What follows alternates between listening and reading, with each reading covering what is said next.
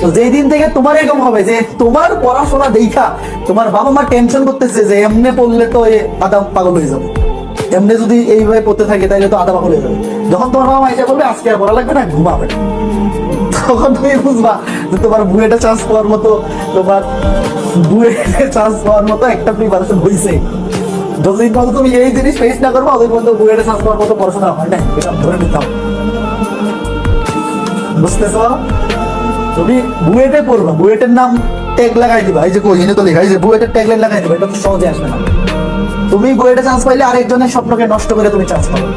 বুয়েটে চান্স পাওয়ার স্বপ্ন সারা বাংলাদেশে মিনিমাম 10,000 স্টুডেন্ট দেখে, মিনিমাম 10,000 স্টুডেন্ট দেখে, চান্স পাবে 1200। তার মানে তুমি বাকি 8,800 মানুষের স্বপ্নকে নষ্ট হয়ে ওখানে ঢুকবা, তোমার জন্য আরো অনেক মানুষের স্বপ্ন নষ্ট হয়ে যাবে, তার সারা জীবনের চাওয়া পাওয়া তুমি নষ্ট করে ওখানে ঢুকবা। কাজেই ওখানে ঢুকার জন্য ওই লেভেলে পরিশ্রম করতে হবে। সৃষ্টিকর্তা যদি দেখে তুমি ওই লেভেলের পরিশ্রম করতেছো তাইলেই তোমার ওখানে ঢুকাবে, নাহলে তোমার ঢুকাবে না। আন্দাজি না পয়দা সারাদিন ঘোরাঘুরি করে বুয়েটে চান্স পায় না।